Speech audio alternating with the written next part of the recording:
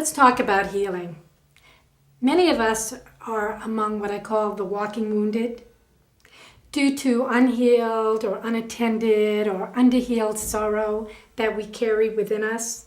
Things that we just never quite healed fully. And when I talk about healing things, I mean that we've acknowledged them, we've felt them, we've expressed the sources of our losses, and that's how we've moved into healing. And in so many cases, rather than do that, we've just stuffed everything and just move along.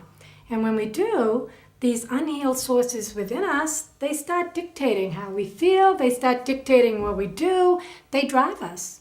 They really do. They drive us to overachieve, they drive us to distraction, they drive us to despair. So it's really important that we take a look at what is it inside of me that might need healing. I have a theory about this, and I write about it in the book, in this chapter on healing. And it's this: I believe that everybody inside of us, we have this big sack of things that contain the losses of a lifetime. Okay? So when we incur another loss, as we do, that's life. That we open up this sack within and we put another one in. But what happens when we do that? That when we open up this bag inside, it has the potential to ignite all of that other stuff, all of those other sources of pain. Now, it ignites them whether we've healed them or not, but the difference is when we have not really tended to this grief, it can overwhelm us. And I'll give you an example. This woman, and we've all have examples of this if you think about it in your life, but this woman who lost her husband, it was devastating to her, but she kept on going, she was strong, she toughed it out. Within the next 2 years, both of her parents died. Terrible loss, but once again, she just kept on trucking. She was doing good. Yes, she was moving on, getting on with things. Then she lost her job. She was gone. Over the edge, totally devastated, immobilized. Because what happened, really, it wasn't the job. It was the culmination of all that other unhealed pain inside. She opened up that bag to stuff something else down in there, and everything really came flying to the surface and overwhelmed her.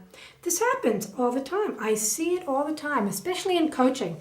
When women come to me, and they don't know quite what's wrong, what's driving them. It's especially the overachievers.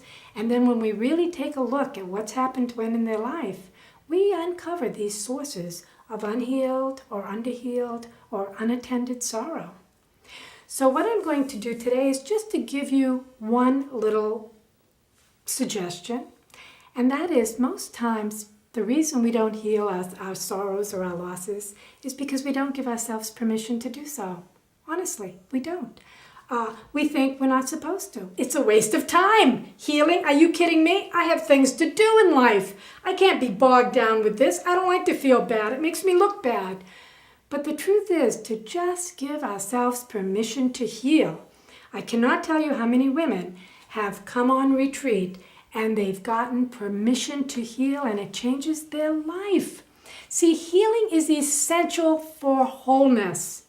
We're fractured when we don't heal these inner sources of pain. Fractured. We go through life fractured. So we don't want to. We want to be whole and integrated.